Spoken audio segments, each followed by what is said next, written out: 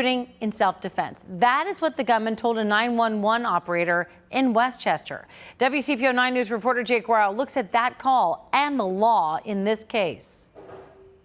It's 3:30 Saturday morning. Westchester 911, major emergency. Neighbors near Timberrail Court say they could hear it unfold. There's some sort of domestic dispute going on across my house. I can hear screaming, sounds like slapping, woman crying, man yelling. Minutes later, the neighbor calls back. Escalated to gunshots. The next person to dial 911 was the person who allegedly fired the shots. Hi, I just had to shoot a guy in self-defense at my house. Yeah, he's still breathing. You need to get quick here. Police say the 20-year-old Andrew Tyson entered the home without permission.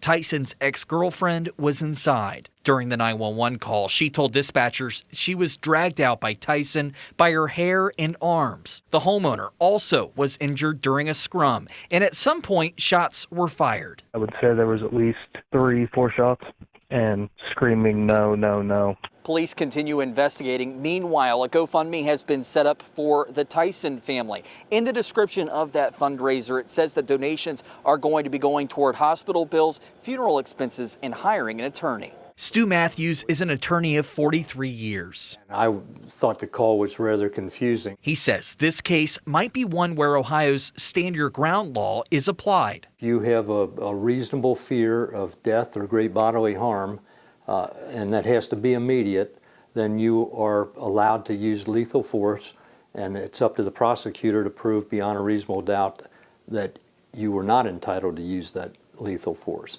The big thing is, if you're ever in a situation like that, you need to be able to articulate why you had that fear of death or great bodily harm. The Butler County prosecutor is working with investigators. Ultimately, Matthews says a lot of questions remain. You have to know what the relationship all the parties was and who was who and who had a right to be there and who didn't. In Westchester, Jake Ryle, WCPO 9 News.